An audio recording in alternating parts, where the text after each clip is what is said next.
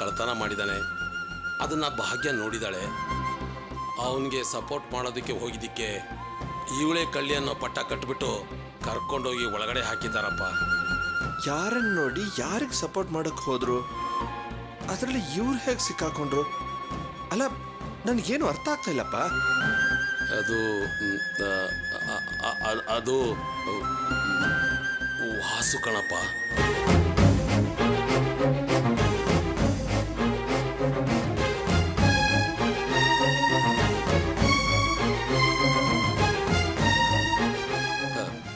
ಆತುರದಿಂದ ಯಾರು ಯಾವ ನಿರ್ಧಾರಕ್ಕೂ ಬರಬೇಡಿ.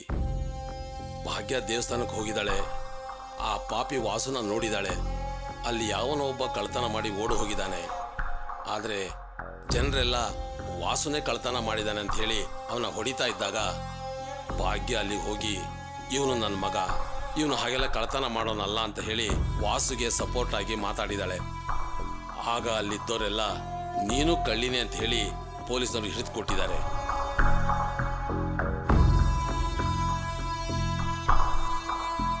ನಾನು ನಮ್ಮ ರಾಜಕೀಯ ವ್ಯಕ್ತಿ ಕಾಳೇಗೌಡ್ರ ಹತ್ರ ಹೋಗಿ ಎಲ್ಲ ವಿಷಯನೂ ಹೇಳಿದೆ. ಹೇಗಾದರೂ ಮಾಡಿ ಭಾಗ್ಯನ ಬಿಡಿಸೋ ವ್ಯವಸ್ಥೆ ಮಾಡಿ ಅಂತ ಕೇಳ್ಕೊಂಡೆ. ಅದಕ್ಕವರು ನಿನ್ನ ಮಗ ರಮೇಶ ಬಂದು ಹೇಳಿದ್ರೆ ಮಾತ್ರ ಅದ್ರ ಬಗ್ಗೆ ಯೋಚನೆ ಮಾಡ್ಬೋದು ಅಂತ ಹೇಳಿದ್ರು. ನೀನು ಬಂದು ಅವ್ರಿಗೆ ಸ್ವಲ್ಪ ಹೇಳ್ತೀಯಪ್ಪ?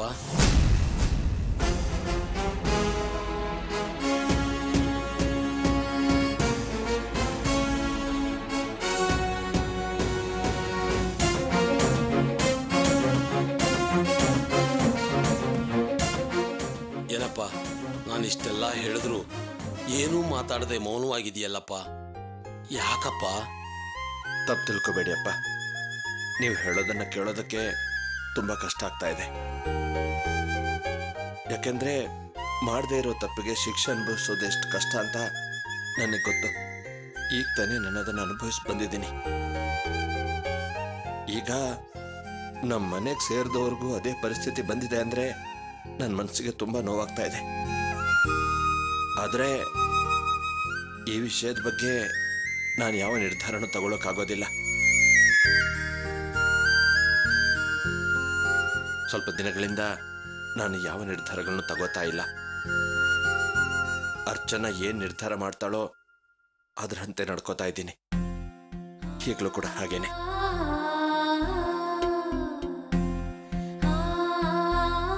ನೀನೇನು ಹೇಳ್ತೀಯಮ್ಮ? ಕ್ಷಮಿಸಿ ಮಾವ, ಈ ವಿಷಯದಲ್ಲಿ ನಾವೇನು ಮಾಡೋಕ್ಕಾಗೋದಿಲ್ಲ.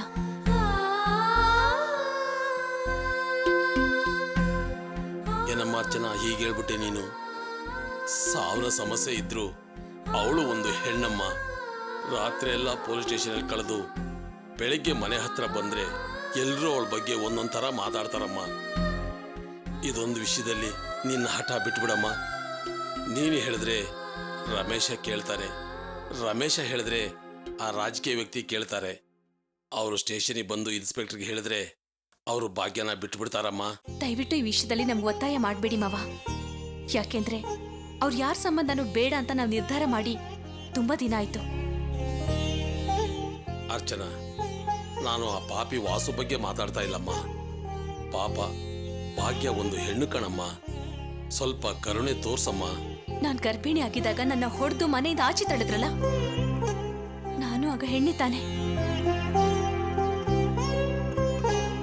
ಆ ನೋವು ನನ್ನ ಮನ್ಸಲ್ಲಿ ಇನ್ನೂ ಹಾಗೆ ಇದೆ ಮಾವ. ಅದನ್ನೆಲ್ಲ ಮರೆಯೋದಕ್ಕೆ ಸಾಧ್ಯನೇ ಇಲ್ಲ. ದಯವಿಟ್ಟು ಇನ್ ಮುಂದೆ ಅವ್ರಿಗೋಸ್ಕರ ಸಹಾಯ ಕೇಳ್ಕೊಂಡು ನಮ್ಮ ಮನೆಗೆ ಬರಬೇಡಿ. ನಾನು ನಿಮ್ಮ ಬಗ್ಗೆ ತುಂಬಾ ಗೌರವ ಇಟ್ಕೊಂಡಿದ್ದೀನಿ.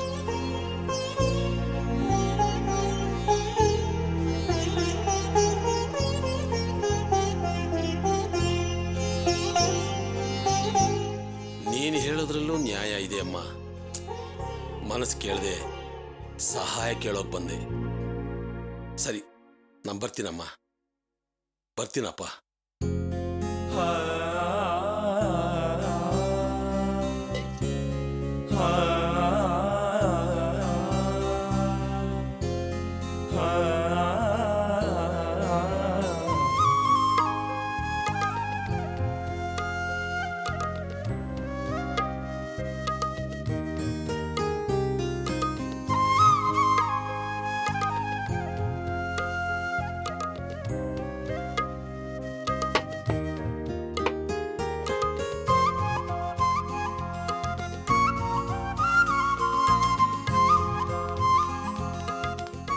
ಹೇಳ್ತಾ ಇದ್ದಿದ್ದು ಅವ್ರಿಗೆಲ್ಲ, ಅದಕ್ಕೋಸ್ಕರ.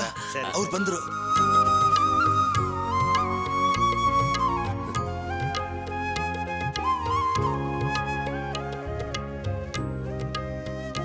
ಪಾರ್ವತಿ, ಅವ್ರು ಬಂದ್ರು.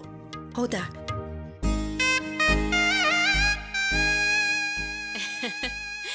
ಏನಣ್ಣ ಇದು? ರೇಷ್ಮೆ ಶರ್ಟು ರೇಷ್ಮೆ ಪಂಚೆ ಹಾಕೊಂಬಂದ್ಬಿಟ್ಟಿದ್ಯಾ? ಬಿಟ್ರೆ ಇವತ್ತೇ ಪ್ರೀನ್ ಕುತ್ತಿಗೆ ತಾಳಿ ಕಟ್ಟಿ ಮನೆ ಕರ್ಕೊಂಡು ಹೋಗ್ಬೇಕು ಅಂತ ನಿರ್ಧಾರ ಮಾಡ್ಕೊಂಬಂದ್ಬಿಟ್ಟಿದ್ಯಾ ಏನು? ಹೌದು ಜಯಂತಿ, ನಾನು ಯಾವಾಗಲೂ ರೆಡಿ. ದೇವಸ್ಥಾನದಲ್ಲಿದ್ದೀವಿ, ಪುರೋಹಿತರಿದ್ದಾರೆ, ಆಶೀರ್ವಾದ ಮಾಡೋದಕ್ಕೆ ದೊಡ್ಡವರಿದ್ದಾರೆ. ಪುರೋಹಿತರು ಮಂತ್ರ ಹೇಳಿದ್ರೆ ಸಾಕು, ಪ್ರಿಯನ್ ಕುತ್ತಿಗೆಗೆ ತಾಳಿ ಕಟ್ಬಿಡ್ತೀನಿ. ಅಳಿಂದ್ರೆ, ಆಹಾ, ಅತ್ತೆ ಬಾಯ್ ತುಂಬಾ ಅಂತೂ ಇಂತೂ ಅಳಿಯಂದ್ರೆ ಅಂತ ಕರೆದ್ರು. ನನಗೆ ಈಗ ಸಂತೋಷ ಆಯ್ತು. ಪ್ರಿಯಾ ಒಪ್ಕೊಂಡಿದ್ದಾಳೆ ಅಂದಮೇಲೆ ಎಲ್ಲ ಒಳ್ಳೇದೇ ಆಗತ್ತೆ. ನಿಶ್ಚಿತಾರ್ಥ ಆಯ್ತು ಅಂದ್ರೆ ಅರ್ಧ ಮದುವೆ ಆದಾಗೆ. ಅಂದಮೇಲೆ ನೀವು ನಮ್ಮ ಅಳಿಯಂದ್ರು ತಾನೇ? ಜಯಂತಿ, ಎಲ್ಲಿ ನನ್ ಸೊಸೆನೇ ಕಾಣ್ತಾ ಇಲ್ಲ? ಅಲ್ಲಿ ಕೂತಿದ್ದಾಳಮ್ಮ, ಬಾ. ಬನ್ನಿ ಹೋಗೋಣ. ಬನ್ನಿ. ಪ್ರಿಯಾ, ಇದೇನಮ್ಮ ಒಬ್ಳೆ ಕೂತಿದ್ಯಾ? ತಿರ್ಕೋ, ಹೂ ಮುಡಿಸ್ತೀನಿ.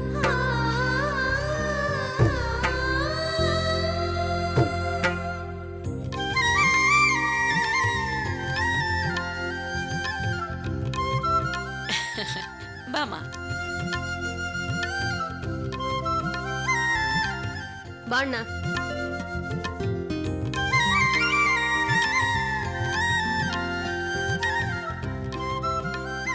ಇನ್ನೇನು ಗಂಡಿನ ಕಡೆಯವರೆಲ್ಲ ಬಂದಾಯ್ತಲ್ಲ, ಶಾಸ್ತ್ರ ಶುರು ಮಾಡ್ಬೋದಾ? ಒಂದ್ 5 ನಿಮಿಷ, ನಾನ್ ದೊಡ್ಡ ಮಗಳು ಅಳಿಯ ಬಂದ್ಬಿಡ್ತಾರೆ, ಆಮೇಲೆ ಶುರು ಮಾಡೋಣ. ಸರಿ ಅಮ್ಮ. ಅರ್ಚನಾ ರಮೇಶ ಬಂದ್ಬಿಡ್ತಿರ್ತಾನೆ. ನೆನ್ನೆನೆ ಫೋನ್ ಮಾಡಿದ್ದೆ, ಬರ್ತೀನಿ ಅಂತ ಹೇಳಿದ್ದಾರೆ. ಇನ್ನೇನ್ ಬಂದ್ಬಿಡ್ಬೋದು. ಕಾವ್ಯ ಮನೆಯವ್ರನ್ನೂ ಕರ್ದಿದಾರ ತಾನೆ?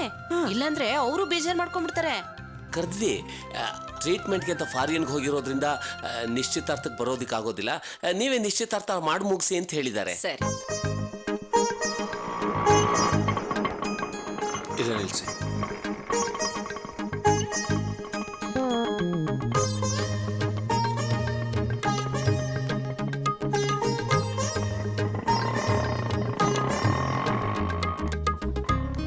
ಅರ್ಚನಾ, ನಮ್ಮ ಕಂಪ್ನಿ ಅಗ್ರಿಮೆಂಟು ಕ್ಯಾನ್ಸಲ್ ಆಗಿರೋ ವಿಷಯ, ಹಾಗೆ ನಮ್ಮ ಬಿಸ್ನೆಸ್ಸು ಡಲ್ ಆಗಿರೋ ವಿಷಯ ಇಲ್ಲಿ ಯಾರಿಗೂ ಗೊತ್ತಾಗೋದು ಬೇಡ. ಮುಖ್ಯವಾಗಿ ದೀನಂಗೆ ಹೇಳೋದು ಬೇಡ. ಆಮೇಲೆ ಇನ್ನೊಂದು ವಿಷಯ, ವಾಸುನು ಅಮ್ಮನು ಪೊಲೀಸ್ ಸ್ಟೇಷನಲ್ಲಿರೋ ವಿಷಯನೂ ಯಾರಿಗೂ ಗೊತ್ತಾಗೋದು ಬೇಡ. ಎಲ್ಲಾನು ನಿನ್ ಮನೇಲೆ ಹೇಳ್ತೀಯಲ್ಲ, ನಾನು ಯಾರ ಹತ್ರನೂ ಹೇಳೋದಿಲ್ಲ. ಬಾ.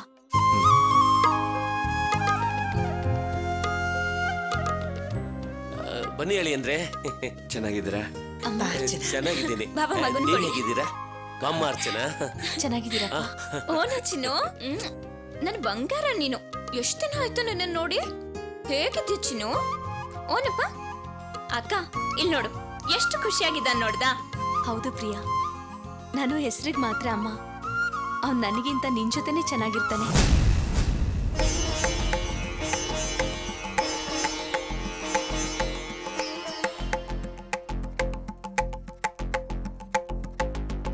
ಇನ್ನೇನು ಕಾರ್ಯಕ್ರಮ ಶುರು ಮಾಡ್ಬೋದಲ್ಲ?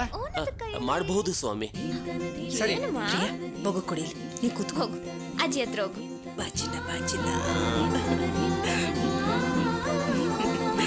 ನನ್ ಬಂಗಾರ, ನನ್ ಚಿನ್ನ. ತಗೊಳ್ಳಿ. ಓಂ ತದೇವ ಲಗ್ನಂ ಸುದಿನಂ ತದೇವ ತಾರಾಬಲಂ ಚಂದ್ರಬಲಂ ತದೇವ ವಿದ್ಯಾಬಲಂ ದೈವಬಲಂ ತದೇವ ಲಕ್ಷ್ಮೀ ತೇಂಗ್ರೇನು ಸ್ಮರಾಮಿ ಮಾಲ್ಯಾಬಂಧನ ಮುಹೂರ್ತ ಸುಮುಹೂರ್ತಸ್ಥೋ ಆಗಮಾರ್ಥಂ ತದೇವಾನಾಂ ಗಮನಾರ್ಥಂ ತರಿಕ್ಷತಾಂ ಧ್ರುವೇ ಘಂಟಾರೋಂ ತತ್ರ ದೇವತಾಹ್ವಾನಲಾಂಛನಂ ಸುಮುಖಸ್ಯೇಕದಂತಶ್ಚ ಕಪಿಲೋ ಗಜಗಣಿಕಃ. ರಮೇಶ್, ಯಾಕೆ ತುಂಬಾ ಡಲ್ ಆಗಿದ್ದೀರಲ್ಲ? ಇಲ್ವಲ್ಲ, ಹಾಗೇನಿಲ್ಲ, ನಾನು ಚೆನ್ನಾಗೇ ಇದ್ದೀನಿ. ನಾಮಾನಿ ಎಪ್ಪಡೆ ಶ್ರೀಯಾದಪಿ ವಿದ್ಯಾರಂಭೆ ವಿವಾಹೆ ಚ ಪ್ರವೇಶೆ ನಿರ್ಗಮೆ. ಸ್ವಾಮಿ, ಹಾಗೆ ಮದ್ವೆ ದಿನನೂ ಗೊತ್ತು ಮಾಡ್ಬಿಡಿ. ಸರಿ. ಮುಂದಿನ ವಾರ ಒಂದು ಮುಹೂರ್ತ ಇದೆ, ಅದಾದ್ಮೇಲೆ ಈ ತಿಂಗಳ ಕೊನೆಯಲ್ಲೂ ಒಂದು ಮುಹೂರ್ತ ಇದೆ. ಇವೆರಡರಲ್ಲಿ ಯಾವ್ದು ಅನುಕೂಲ ನೀವು ಹೇಳಿ. ಸ್ವಾಮಿ, ಎಷ್ಟು ಬೇಗ ಸಾಧ್ಯನೋ ಅಷ್ಟು ಬೇಗ ಮುಗಿಸ್ಬೇಕು. ಮುಂದಿನ ವಾರ ಯಾವ್ದೋ ಮುಹೂರ್ತ ಇದೆ ಅಂದ್ರಲ್ಲ, ಅವತ್ತೇ ಮುಗಿಸ್ಬಿಡೋಣ. ಮುಂದಿನ ಶುಕ್ರವಾರ ಒಂದು ಮುಹೂರ್ತ ಇದೆ, ಅದನ್ನೇ ನಿಶ್ಚಯ ಮಾಡೋಣ. ಸರಿ ಸ್ವಾಮಿ, ಅವತ್ತೇ ನಿಶ್ಚಯ ಮಾಡಿ. ಹಾಗಾದ್ರೆ ಸರಿ. ಮದುವೆನ ಎಲ್ಲಿಟ್ಕೊಳ್ಳೋಣ, ಹೇಗ್ ಮಾಡೋಣ ಅಂತ ನೀವೇ ಹೇಳಿ. ತುಂಬಾ ಆಡಂಬರದಿಂದ ಮದುವೆ ಮಾಡೋದು ಬೇಡ. ಯಾಕೆಂದ್ರೆ ಒಂದ್ಸಲ ಕಲ್ಯಾಣ ಮಂಟಪದವರೆಗೂ ಹೋಗಿ ಏನೇನೋ ಆಗೋಯ್ತು. ಇದೇ ದೇವಸ್ಥಾನ ಚೆನ್ನಾಗಿದೆ, ಸರಳವಾಗಿ ಇಲ್ಲೇ ಮದುವೆ ಮುಗಿಸ್ಬಿಡೋಣ. ನಮ್ಮ ಕಡೆಯಿಂದ ಒಂದು 10 ಜನ, ನಿಮ್ಮ ಕಡೆಯಿಂದ ಒಂದು 10 ಜನ. ಏನಂತೀರ ಬಿಗ್ರೆ? ನಾವು ಕೂಡ ಅದೇ ಯೋಚನೆಯಲ್ಲಿದ್ವಿ. ನೀವು ಗಂಡಿನ ಮನೆಯವರು, ನಿಮ್ಮ ಮನ್ಸಲ್ಲಿ ಏನಿದೆ ಅಂತ ತಿಳ್ಕೊಬೇಕಾಗಿತ್ತಲ್ವಾ, ಅದಕ್ಕೆ ಕೇಳಿದ್ವಿ. ಇನ್ನೇನು ತಾಂಬೂಲ ಬದಲಾಯಿಸ್ಕೋಬೋದಲ್ಲ? ಬದಲಾಯಿಸ್ಕೋಬಹುದು. ನಮ್ಮ ಕಡೆಯಿಂದ ಅಳಿಯಂದ್ರು ತಾಂಬೂಲ ತಟ್ಟೆ ತಗೋತಾರೆ. ಬನ್ನಿ ಅಳಿಯಂದ್ರೆ.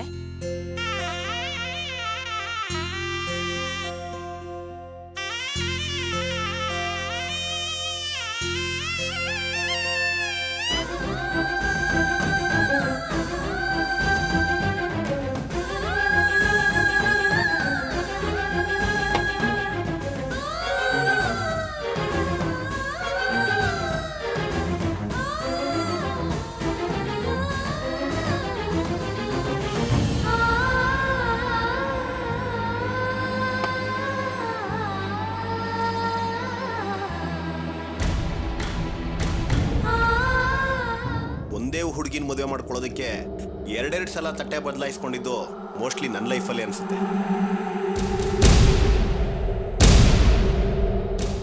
ಒಂದ್ಸಲ ತಟ್ಟೆ ಬದಲಾಯಿಸ್ಕೊಂಡೆ 100 ವರ್ಷ ಚೆನ್ನಾಗಿರ್ತಾರೆ ಅಂತ ಹೇಳ್ತಾರೆ. ನಿಮ್ಮಿಬ್ರು ಮದ್ವೆ ವಿಷಯದಲ್ಲಿ 2 ಸಲ ತಟ್ಟೆ ಬದಲಾಯಿಸ್ಕೊತಿದ್ದೀರಾ ಅಂದ್ರೆ 200 ವರ್ಷ ಚೆನ್ನಾಗಿ ಬಾಳ್ತೀರಾ ಅಂತ.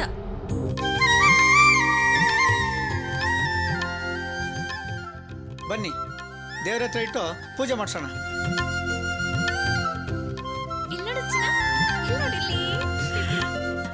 ಪಾಪ ಪ್ರಿಯಾ, ತುಂಬಾ ಥ್ಯಾಂಕ್ಸ್. ಥ್ಯಾಂಕ್ಸ್ ಯಾಕೆ ಬಾವಾ? ಅಲ್ಲ, ನಿನ್ನನ್ನು ಹೇಗಾದರೂ ಮಾಡಿ ಒಪ್ಪಿಸಿ ದೀನಾ ಜೊತೆ ಮದುವೆ ಮಾಡೋಕ್ಕೆ ಒಪ್ಪಿಸ್ತೀನಿ ಅಂತ ಮಾತು ಕೊಟ್ಟಿದ್ದೆ. ಆ ಮಾತನ್ನು ಹೇಗೆ ಉಳಿಸ್ಕೊಳ್ಳೋದು ಅಂತ ನಾನು ತುಂಬ ಒದ್ದಾಡ್ತಾ ಇದ್ದೆ.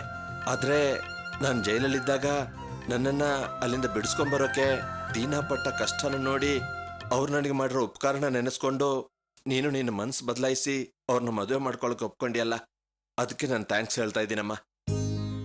ನಾನ್ ನಿಮಗೋಸ್ಕರ ಈ ನಿರ್ಧಾರ ಮಾಡ್ಲಿಲ್ಲ ಬಾವಾ. ದೀನನ್ನ ಮದ್ವೆ ಮಾಡ್ಕೋಬೇಕು ಅಂತ ನಾನು ಯಾವಾಗ್ಲೂ ನಿರ್ಧಾರ ಮಾಡಿದ್ದೆ. ಯಾಕಂದ್ರೆ ಅವ್ರು ತುಂಬಾ ಬದಲಾಗಿದ್ದಾರೆ. Thank you Priya. ಈಗಲಾದ್ರೂ ನೀನು ನನ್ನನ್ನು ಅರ್ಥ ಮಾಡ್ಕೊಂಡಿಲ್ಲ.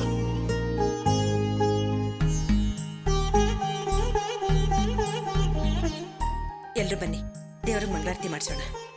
ನೀವು ಹೋಗಿ ಅತ್ತೆ. ಯಾಕೆ ರಮೇಶ್, ಏನಾಯ್ತು? ದೇವ್ರ ಪೂಜೆಗೆ ಯಾಕೆ ಬರ್ತಾ ಇಲ್ಲ? ಏನಿಲ್ಲ, ನೀವು ಹೋಗಿ, ನಾವು ಆಮೇಲೆ ಬರ್ತೀವಿ. ಮಾ, ನೀವು ಹೋಗಿ, ನಾನು ಮಾತಾಡ್ಕೊಂಡು ಬರ್ತೀನಿ. ಸರಿ ಬನ್ನಿ ಹೋಗೋಣ. ಅರೆ ರೇ ರೇ, ಯಾಕೆ ಕಳೋದು ನೀನು? ರಮೇಶ್, ಜೀವನದಲ್ಲಿ ತುಂಬಾ ಕಷ್ಟ ನೋವು ಅನುಭವಿಸಿದ್ರಿಂದ ದೇವ್ರಿಗೆ ಪೂಜೆ ಮಾಡೋದೇ ಬೇಡ ಅಂತ ನಿರ್ಧಾರ ಮಾಡ್ಬಿಟ್ರೇನು? ಅಯ್ಯೋ, ಹಾಗೆಲ್ಲ ಏನೂ ಇಲ್ಲ. ನೀವು ಹೋಗಿ ಪೂಜೆ ಮಾಡಿಸ್ಕೊಂಬನ್ನಿ. ಇಲ್ಲ ರಮೇಶ್, ನಾನು ಆಗ್ಲಿಂದ ನೋಡ್ತಾ ಇದ್ದೀನಿ. ನೀವು ಬಂದಾಗಿಂದ ನಿಮ್ಮ ಮುಖ ತುಂಬಾ ಬಾಡಿದೆ. ಅದಕ್ಕೆ ನಾನು ಆಗ್ಲೇ ಕೇಳಿದೆ. ನಿಮ್ಮ ಮನಸ್ಸಿಗೇನೋ ತುಂಬಾ ನೋವಾಗಿದೆ. ಅದೇನು ಅಂತ ನನ್ನ ಹತ್ರ ಶೇರ್ ಮಾಡ್ಕೊಳ್ಳಿ ರಮೇಶ್. ಹಾಗೆಲ್ಲ ಏನೂ ಇಲ್ಲ, ಸುಮ್ಮನೆ ಇಲ್ಲಿ ನಿಂತಿದ್ದೀವಿ ಅಷ್ಟೇ. ಅದು ಸ್ವಲ್ಪ ತಲೆನೋಯ್ತಾ ಇದೆ, ಅದಕ್ಕೆ ನೀವು ಹೋಗಿ. ಹೋಗ್ಲಿ, ನೀವಾದ್ರೂ ಹೇಳಿ, ಏನಾದ್ರೂ ಸಮಸ್ಯೆ ಆಯ್ತೇನೋ? ಹಾಗೆಲ್ಲ ಏನೂ ಇಲ್ಲ, ನೀವು ಹೋಗಿ ಪೂಜೆ ಮಾಡಿಸಿ, ನಾವೀಗ ಬರ್ತೀವಿ. ಓಕೆ. ರಮೇಶ್, ಕೇಳೋದನ್ನ ಮರ್ತ್ಬಿಟ್ಟೆ. ಸತ್ಯ ಆಫೀಸಲ್ಲಿ ಏನಾದ್ರೂ ಸಮಸ್ಯೆ ಆಯ್ತೇನೋ? ಇಲ್ವಲ್ಲ, ಯಾವ ಸಮಸ್ಯೆನೂ ಆಗಿಲ್ಲ, ಎಲ್ಲ ಸರಿಯಾಗಿ ಆಯ್ತು. ಅಲ್ಲೇನಾದ್ರೂ ವ್ಯತ್ಯಾಸ ಆಯ್ತೇನೋ ಅಂದ್ಕೊಂಡೆ. ಸರಿ, ವೇಟ್ ಮಾಡಿ, ನಾನು ಹೋಗಿ ಒಂದು ನಮಸ್ಕಾರ ಹಾಕೊಂಡು ಬಂದ್ಬಿಡ್ತೀನಿ. ಸರಿ.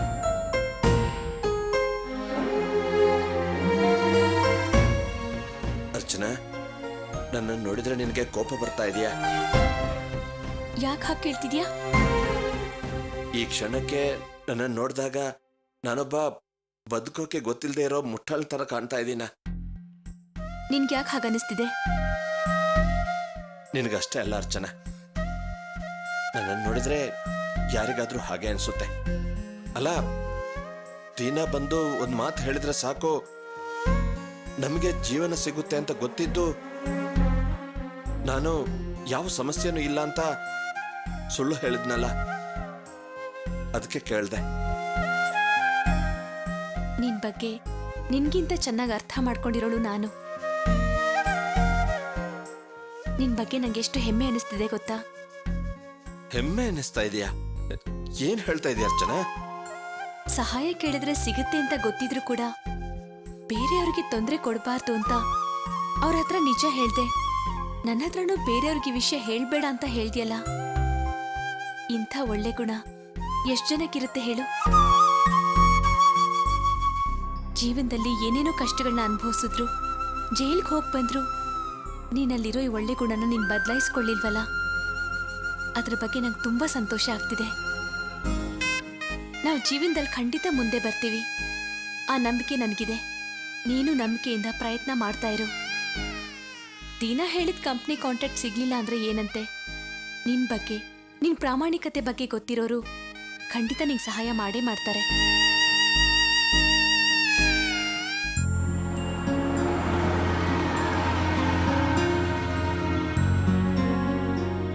ರಾಘವೇಂದ್ರ ಅಣ್ಣ, ಆ ವೆಂಕಟಪ್ಪನ ಕರಿಯಪ್ಪ.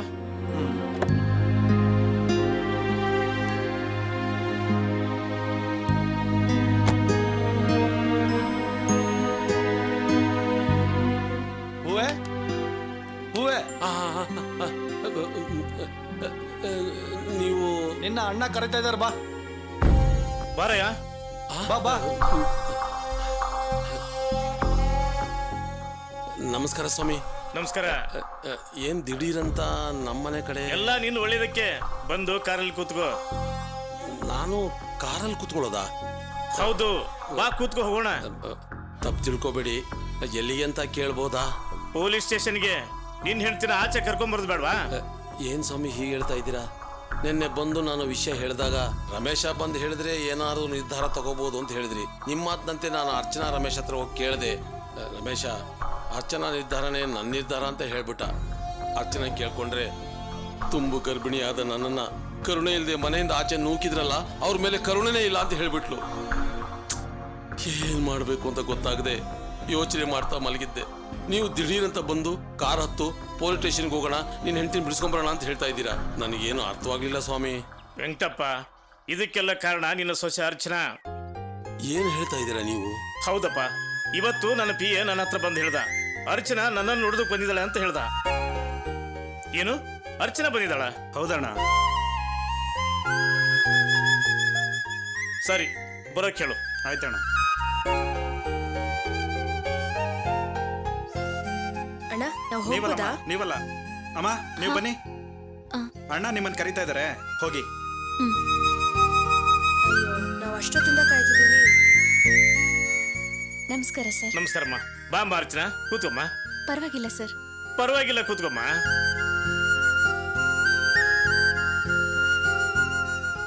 ಏನಮ್ಮ, ಎಷ್ಟು ದೂರ ಬಂದ್ಬಿಟ್ಟಿದ್ಯಾ? ಭಾಗ್ಯಮ್ಮನ ವಿಷಯವಾಗಿ ನಿಮ್ಮ ಹತ್ರ ಮಾತಾಡ್ಬೇಕಿತ್ತು. ಏನಮ್ಮ ಹೇಳ್ತಾ ಇದ್ದೀನಿ ನೀನು? ಆಯಮ್ಮನ ವಿಷಯವಾಗಿ ನೀನು ನನ್ನ ಹತ್ರ ಮಾತಾಡಕ್ ಬಂದಿದೀಯಾ? ಹೌದು ಸರ್.